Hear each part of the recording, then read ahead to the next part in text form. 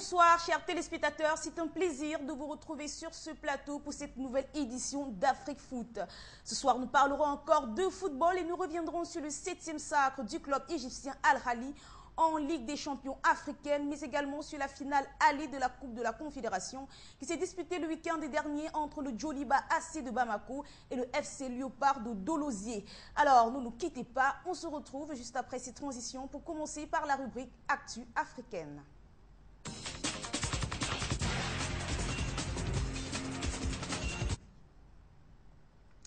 Une fois de plus, merci d'être avec nous. Le football camerounais est en deuil. Théophile Abega, ex-capitaine des Lions indomptables et ballon d'or africain de 1984, a succombé le 15 novembre à Yaoundé en malaise cardiaque.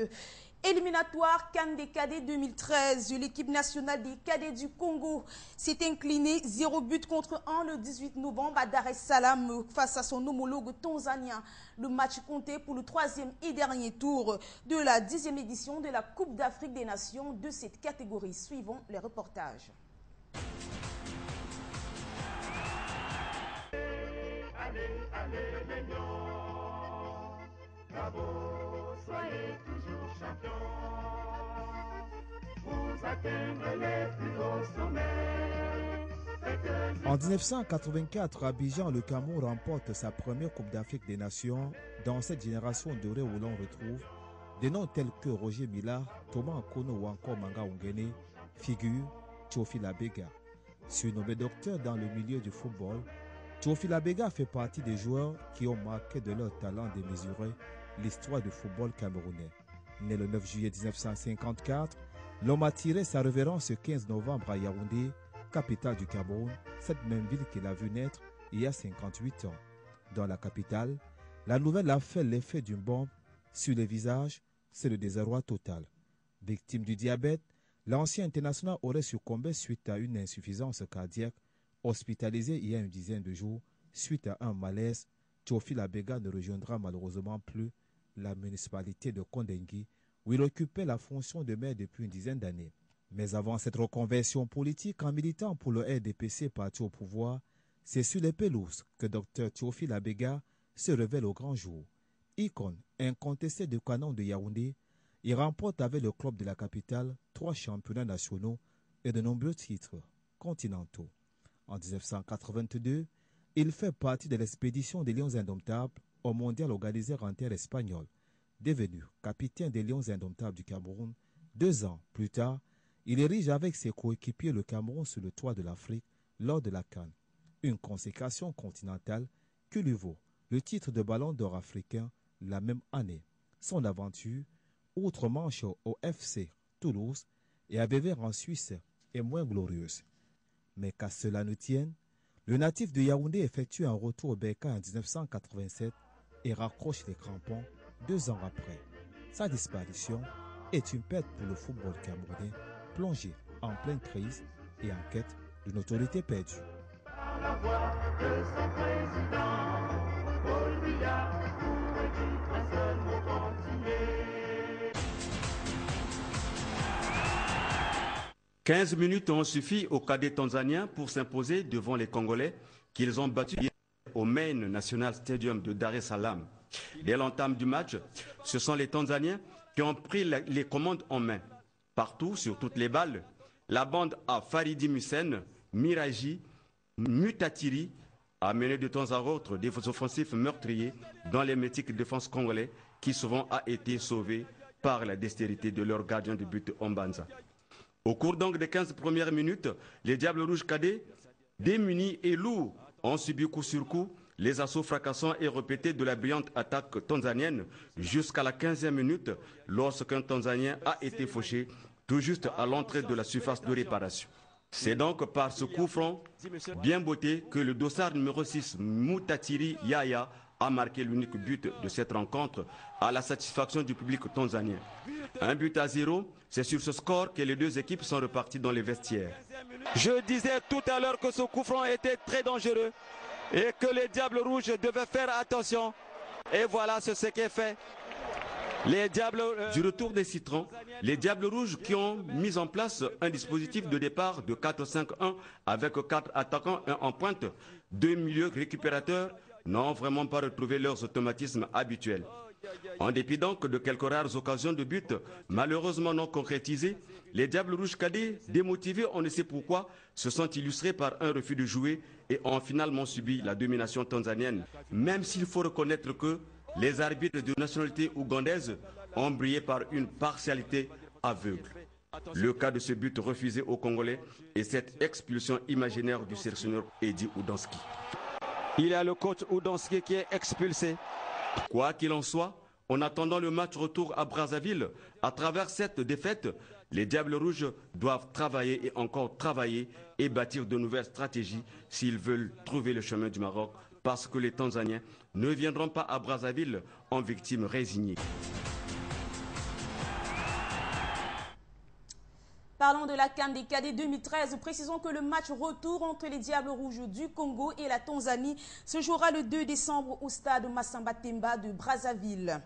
Rendons-nous à présent en Afrique du Nord pour revivre quelques rencontres de la 11e journée du championnat d'Algérie, notamment les rencontres opposant Entente de Sétif, actuel leader du championnat, à Azochlef et Mouloudia d'Alger, Mouloudia d'El Hulma. Azochlef, Entente de Sétif, une rencontre où les locaux désormais entraînés par Nour Benzekri devaient éviter à tout prix un nouveau faux pas devant leur public et face à un adversaire sétifien venu défendre sa place de leader du classement. Première occasion pour les Chilifiens.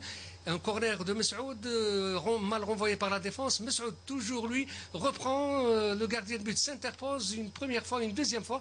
Les Chilifiens réclament un but. La balle a-t-elle franchi la ligne? Non, estime monsieur l'arbitre Miguel, qui donc n'accorde pas le but aux Chilifiens. Les Chilifiens qui restent toujours très en verve avec ce centre de Zawi en direction de son coéquipier Razali, qui reprend du gauche et bat imparablement le gardien de but Sétifien Khdaïria. Ouverture du score logiquement pour les Chilifiens grâce à ce très joli but amorti de la poitrine et reprise instantanée du gauche au deuxième poteau et ouverture du score pour les Chilifiens dont les supporters expriment leur joie. En seconde mi-temps, c'est toujours Chlef qui est à l'attaque par cet insaisissable Messoud, dont le tir va heurter la base du montant droit de Khdaïria et sortir au-delà du champ de jeu. Les Chilifiens donc qui maintiennent la pression sur leur vis-à-vis avec Messoud encore lui dans le tir est détourné cette fois-ci par Khdaïria. Une très très bonne occasion pour les Chilifiens de porter l'estocade. Et puis la réaction sétifienne, elle va intervenir sur cette action. Mauvais renvoi de la défense. Orbi tente de s'infiltrer dans la surface de réparation. Il est bousculé par Zawi et l'arbitre n'hésite pas à désigner le point de pénalty. Pénalty donc en faveur des Sétifiens. Et c'est Aoudia qui est à la réalisation. Et Aoudia ne se fait pas prier pour battre le gardien de but chélifien. La joie des visiteurs sétifiens sera pourtant de courte durée puisque les gars de l'Azochlef vont obtenir un coup franc magistralement botté par Messoud en direction de Razali qui trompe de la tête pour la seconde fois le gardien de but sétifien Khdaïria, assurant donc à l'Azochlef un succès fort bien mérité à la grande joie de leur public. Le Mouloudia d'Alger qui reçoit le Mouloudia d'Elma, un match délocalisé en raison de l'impraticabilité du stade du 5 juillet. Le Mouloudia d'Alger qui retrouve Omar Hamadi et son public nombreux venus pour la circonstance et pour la confirmation après la victoire à Tizi Ouzou 1-0. C'était la semaine dernière. Une équipe du Mouloudia d'Alger qui va subir d'entrée avec cette frappe que le gardien de but Chaouchi va accueillir. C'était un ballon venu de Deraja. Ils vont se réveiller les joueurs du Mouloudia d'Alger. On joue la 10e minute de jeu avec cette tête de Djalit au-dessus de la cage du gardien Mourad Belfan. Il va avoir ce corner également de Metref et la tête de Yahlaoui va aller sur les pieds de Derarja. Taïba. Un ballon qui va revenir très vite pour l'équipe de l'Allemagne. Et Taïba qui va partir en contre avec un ballon qui va rater lamentablement. Il avait la possibilité de donner un retrait. Il frappe à côté de la cage du gardien du Mouloudia d'Alger. Le MCA termine sa première partie à 0-0. En seconde période, on a failli voir le but de Taïba à la 46e minute de jeu. Il va avoir ce coup franc pour le MCA qui va trouver à la parade le gardien de but Mourad Barfan, qui va être l'homme du match, qui va sauver la situation avec une nouvelle fois un ballon à côté de Babouche. Corner pour le MCA et un ballon qui va revenir pour Meklouche qui frappe sur le gardien qui met au-dessus de la transversale. On était à la 85e minute de jeu. On s'achemine vers la fin de partie. Autre ratage du MCA et le défenseur Oussalah qui dégage cette balle. Score final 0-0 entre le Mouloudia d'Elma et le Mouloudia d'Alger. Une des dernières actions ratées par le MCA. Et nous, aujourd'hui, on était dans un jour sans. Un manque de réussite, un manque un peu de vivacité, on était en retard sur le marquage, on était fait le pressing, on n'arrive pas à presser très haut l'adversaire. Ben, c'est une journée sans. C'était vraiment un bon match entre l'Allemagne et le Mouloudia. Surtout le Mouloudia comme il a créé des occasions. Net, on a subi vraiment en premier mi-temps, en deuxième mi-temps. On a un bon groupe. هدرنا بيناتنا في الفيستيار. On a dit quand même il faut revenir بحاجة مبولوين. Parlons à présent de la Ligue des champions africaine. Le club égyptien Al-Ahly a remporté pour la 7e fois de son histoire la Ligue des champions africaine grâce à sa victoire de 2-1 sur le terrain de l'Espérance de Tunis. Un exploit réalisé par le club du Caire et ce malgré la suspension cette saison du championnat égyptien suite au drame de Port Saïd. Une autre finale s'est jouée le week-end dernier. Il s'agit de la finale allée de la Coupe de la Confédération africaine. Le FC Léopard de Dolésier a pris une sérieuse option pour la suite en décrochant le nul de 2 buts partout sur la pelouse du Djoliba AC. Une rencontre riche en rebondissements dont Afrique Foot vous propose de revenir en images sur les temps forts. Pour la 7e fois de son histoire, le club égyptien Al-Ahly a remporté la Ligue des champions africaine. Samedi 17 novembre au stade de Rades, le club emblématique du Caire a sorti la grande artillerie devant le tenant du titre, l'Espérance de Tunis. Pas de chance pour les 100 et or qui étaient pourtant bien partis pour se succéder sur le podium après le nul concédé à Al-Ahly. À la 44e minute, la passe en retrait de Hamdi a trouvé Guido qui a ouvert la marque par un plat du pied, donnant ainsi l'avantage à l'Égypte. Après l'ouverture du score, Al-Ahly va doubler la mise à la 2e mi-temps. À la 62e, l'ailier égyptien Soliman, profitant de la maladresse défensive tunisienne, passe devant Ben Mansour avant d'envoyer le cuir dans les filets de Ben Cherifa. Ce deuxième but creuse le fossé entre le club égyptien et le tenant du titre, désormais condamné à marquer 3 buts sans en encaisser un seul pour conserver son trophée.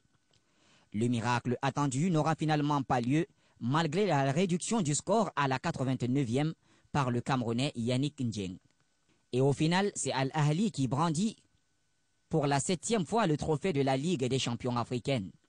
Finaliste pour la 3e fois d'affilée, l'Espérance de Tunis cède le fauteuil de leader continental au club du Caire qui représentera l'Afrique à la Coupe du monde des clubs, prévue au Japon du 6 au 16 décembre prochain.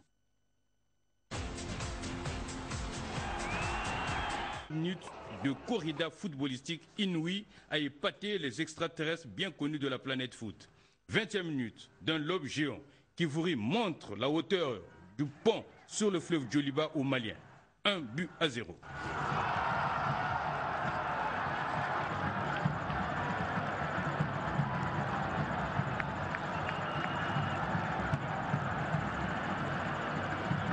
« 37e minute sur penalty. Alou Bakayoko calme les rugissements des fauves léopards. Et le penalty évident. Le Mali. 1 but partout. Score de parité à la pause. Les supporters maliens qui se lèvent et qui crient de joie. Après les citrons, Salif Koulibaly de la tête contraint les léopards à se réfugier dans leur tanière momentanée. 2-1. Superbe tête du défenseur, le grand Salif Koulibaly. Et les minutes s'écoulent. 80, 81, 82, 83, 84, 85e, lorsque le joker léopard Nguelou Yapo ressort de la tanière et cette fois mesure triomphant la petite profondeur du Djoliba. Fin de match, résultat sécurisant pour les fauves du Niari. Réaction du ministre congolais des Sports, Léon Alfred Opima, et du président d'AC Léopard, Rémi Ayos Ikunga. Je crois qu'il y a une première étape qui a été accomplie et bravo à Léopard. Ne soyons pas euphoriques, c'est vrai, nous sommes contents pour le nul d'aujourd'hui, mais le match retour sera tout aussi décisif.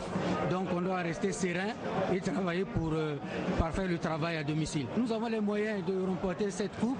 Vous avez vu que nous avons bien joué aujourd'hui, nous avons bien montré un engagement. Et c'est ça qui fera la différence dimanche à Dolisie. Nous sommes très heureux aujourd'hui, mais ne soyons pas euphoriques comme je le dis. Soyons sereins pour le match retour. Rendez-vous le 25 novembre prochain à Dolisie pour la finale retour. Très sportif.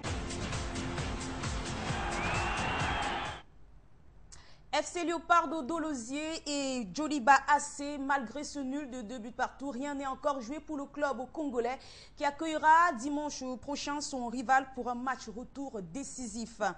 Fermons cette page consacrée à l'actualité africaine par la série de matchs amicaux disputés le 14 novembre. Face à l'Albanie, les coéquipiers de Samuel Eto'o ont eu du mal à convaincre leur public, tandis que le Maroc s'est fait surprendre à domicile face au Togo, conduit par son emblématique capitaine Emmanuel Adebayor. C'est une équipe nationale complètement remodelée qui s'est présentée face au Togo au stade Mohamed V de Casablanca. Rachid Taossi voulait voir un maximum de joueurs pour tester leur potentiel, mais face à des Togolais homogènes et solides en défense, les Lions de l'Atlas se sont inclinés 1-0. L'œuvre de la star Emmanuel Adebayor à la 74e minute de jeu, le plan de Didier Six a parfaitement fonctionné. On savait très bien qu'on a une bonne équipe qui peut jouer en contre. C'est ce qu'on a bien fait, on a marqué à la fin. On a gagné, donc je pense qu'on est content et surtout pour la confiance, c'est très bien. Dans une rencontre bloquée, une seule occasion a suffi à Adebayor pour battre le Maroc. Changement dans le 11 de départ et au cours de la rencontre, les Lions de l'Atlas ont cruellement manqué d'automatisme.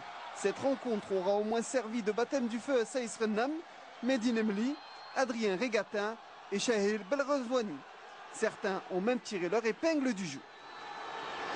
C'est difficile quand on rentre dans un groupe comme ça. Maintenant, ce qui est dommage, c'est qu'il n'y a pas la victoire. Mais on espère, Inch'Allah, que ce sera pour la prochaine fois. Maintenant, j'ai eu une occasion, ils ont réussi à la mettre dedans. Ah, c'est un 100% pour eux et nous, on a eu nos occasions, on ne les a pas mis dedans. Ah, c'est ça le foot, des fois, c'est pas le meilleur qui gagne. Et voilà, on reste confiant pour la CAN. Rester confiant pour la CAN et vite trouver une homogénéité dans le jeu, ce sont les chevaux de bataille du Maroc pour les prochains mois, afin de s'extirper d'un groupe largement à leur portée à la CAN 2013. La journée du mercredi 14 novembre 2012 a été marquée sous le signe des rencontres amicales.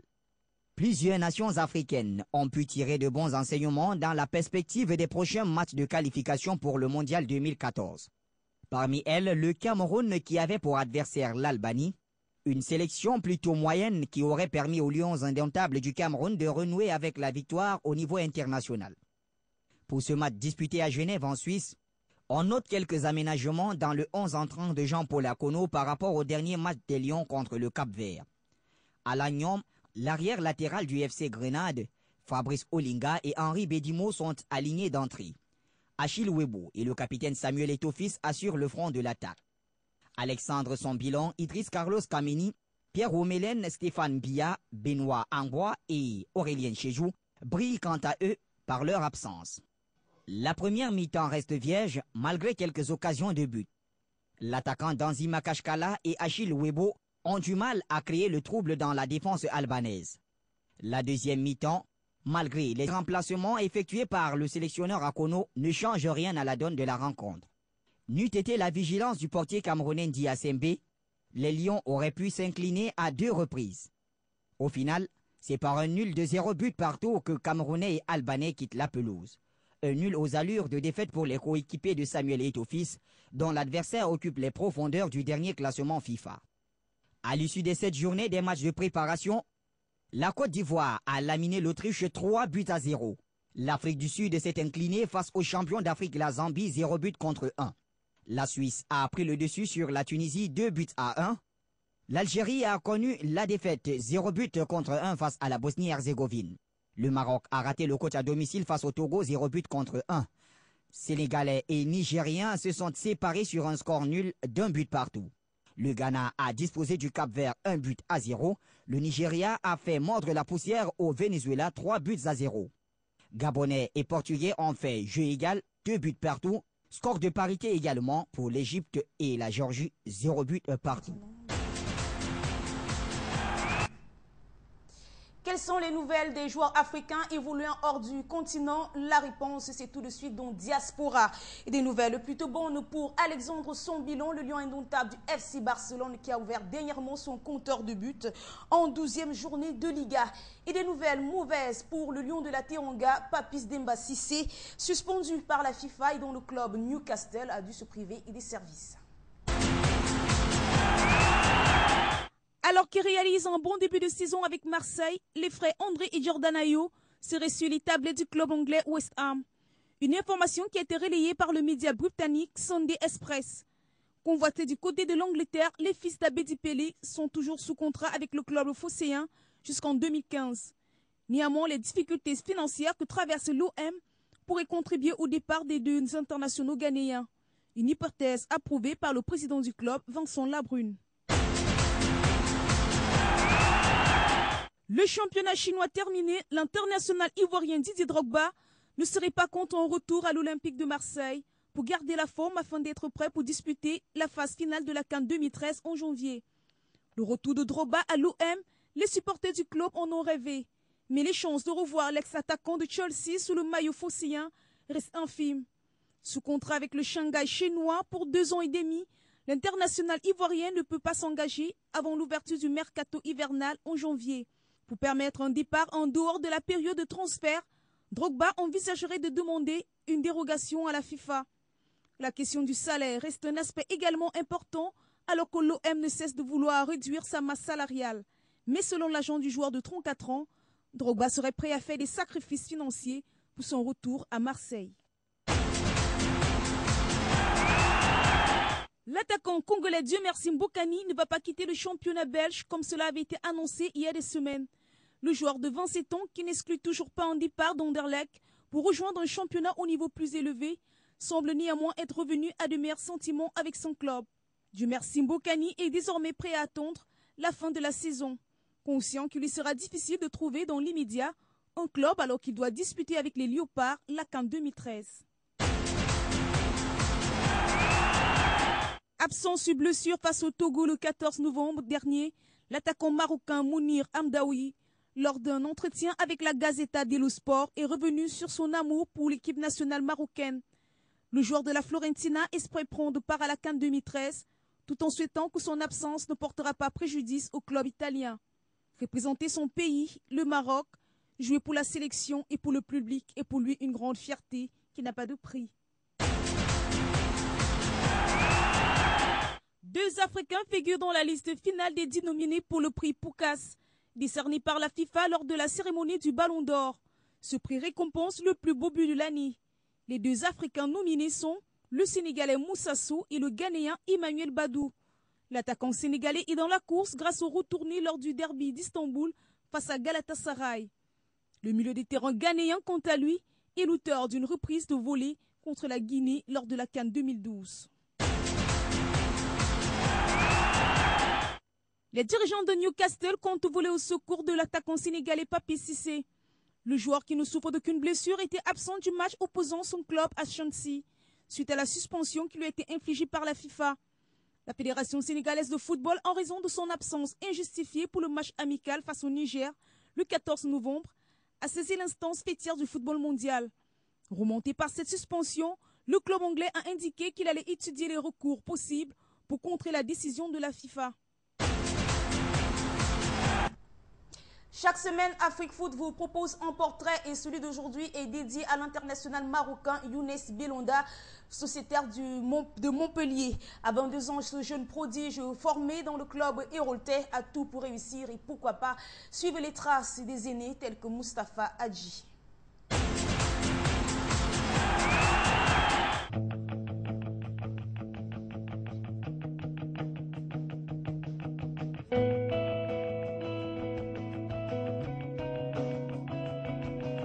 Du haut de ses 1,74 m, Younes Belhanda, c'est la grande révélation du football marocain cette année 2012. Évoluant au poste de milieu de terrain, l'international marocain né à Avignon décroche en 2009 son premier contrat professionnel avec Montpellier, qui est également son club formateur. Une grande histoire d'amour liée d'ailleurs, Younes Belhanda et Montpellier, qui reste jusqu'ici le seul club où le joueur de 22 ans a évolué durant son parcours professionnel.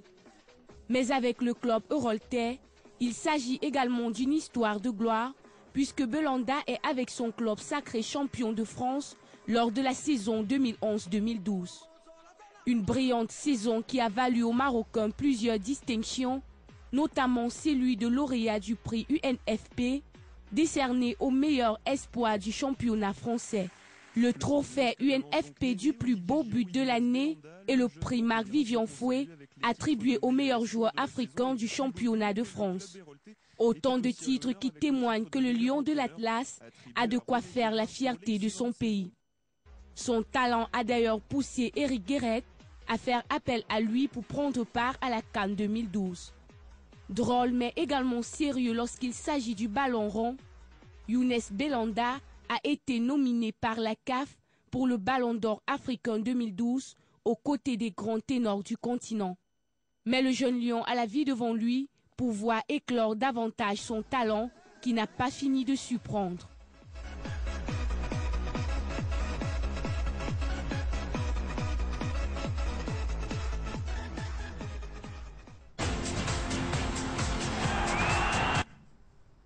Chers téléspectateurs, vous suivez Afrique Foot et si vous aimez les voyages, l'opportunité vous est donnée actuellement de décoller pour l'Ouzbékistan.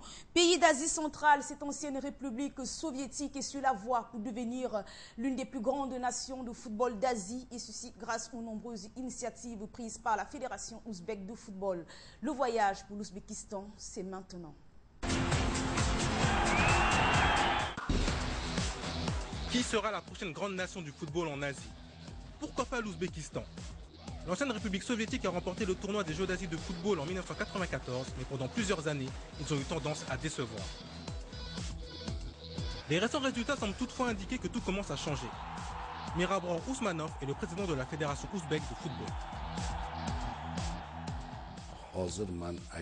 Le football ouzbèque est à coup sûr sur la pente ascendante, ce qui est une bonne chose si l'on considère notre histoire. Je pense que pour avoir un futur plein de succès, nous devons avoir des bases solides.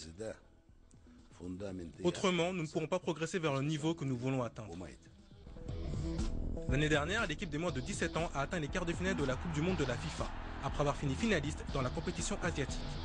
Et plus tôt cette année en Iran, les moins de 16 ans ont battu le Japon au tir au but pour remporter leur premier titre de champion.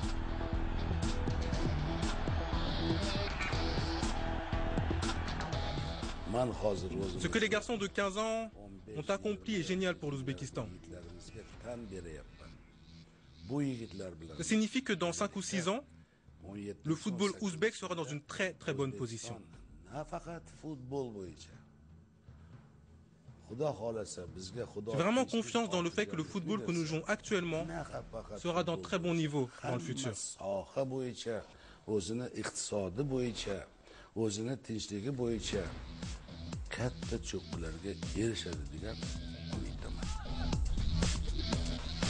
Pour ne pas être en reste par rapport aux équipes juniors, les résultats de la sélection nationale ont aussi été en nette amélioration.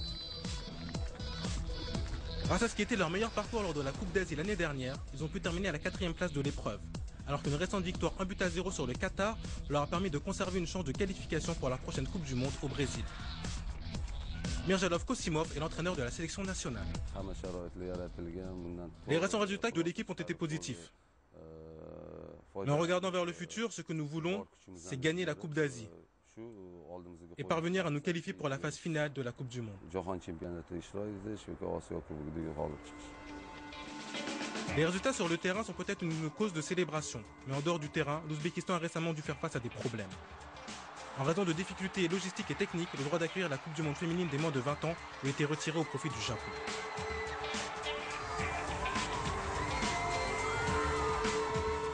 Peut-être que c'était la bonne décision. Bien sûr, c'est difficile de comparer les infrastructures au Japon et celles de l'Ouzbékistan. Nous ne voyons pas cela comme un échec. Nous considérons que la décision de la FIFA était la bonne à prendre. Le nouveau stade de 35 000 places assises du Bunyodkor devrait être la principale attraction à l'occasion de l'organisation de la compétition pour l'Ouzbékistan.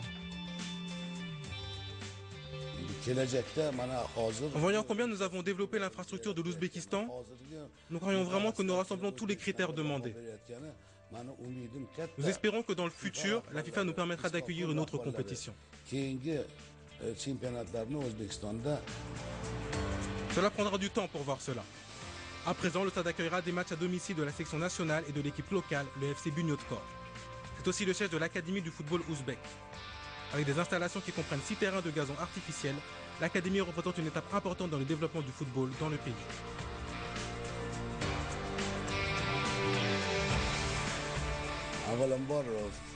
L'Académie représente le futur du football ouzbek. Il y a 8 ans, nous ne possédions aucune académie. Mais à présent, avec celle du stade du Bunyodkor, le monde peut voir jusqu'où nous sommes allés et à quel point nous sommes sérieux quand il s'agit de notre football.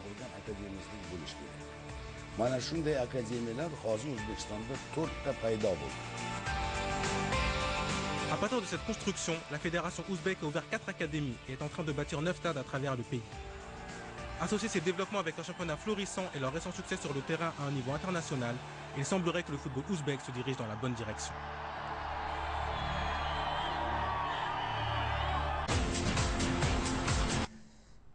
De retour de l'Ouzbékistan, chers téléspectateurs, c'est par l'actualité internationale que nous allons boucler notre périple, notamment avec les matchs de la Ligue des Champions. Lille battait Borisov, Valence, Bayern Munich et Barcelone, Spartak de Moscou.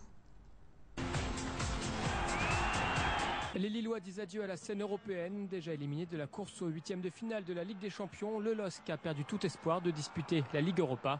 Seul motif de satisfaction, les Lillois décrochent leur premier succès de la saison en C1. Une victoire 2-0 sur le Baté Borisov grâce à des buts de Sidibé et de Bruno. Un nul qui arrange tout le monde. À Mestalia, Valence et le Bayern Munich se séparent sur le score de 1 partout. Fegouli ouvre la marque pour les Espagnols, mais Thomas Müller égalise dans la foulée. Grâce à ce match nul, les deux équipes sont assurées de disputer les 8e de finale de la Ligue des Champions. Le Barça décroche sans difficulté sa qualification pour les 8e de finale de la Ligue des Champions sur la pelouse du Spartak Moscou. Dani Alves ouvre le score pour les Blaugrana après un peu plus d'1 quart d'heure de jeu. Sans surprise, Lionel Messi est l'auteur des 2 autres buts catalans. L'Argentin signe au passage son 17e doublé cette année. Score final 3-0 pour le Barça. Hier soir, 4 équipes ont composté leurs billets pour les 8e de finale de la compétition. Les Espagnols pourront compter sur Barcelone et Valence. Le Bayern Munich et le Shakhtar Donetsk seront également au rendez-vous au mois de février. Cela porte à 7 le nombre de clubs qualifiés. Porto, Malaga et Manchester United n'avaient eu besoin que de 4 journées pour valider leur ticket. La fin d'une chose vaut mieux que son commencement, a-t-on coutume de dire. Chers téléspectateurs, c'est ici que prend fin cette émission. Merci de l'avoir suivi. On se donne rendez-vous mercredi prochain pour une nouvelle édition d'Afrique Foot. Bonne suite des programmes sur Afrique Média. Au revoir.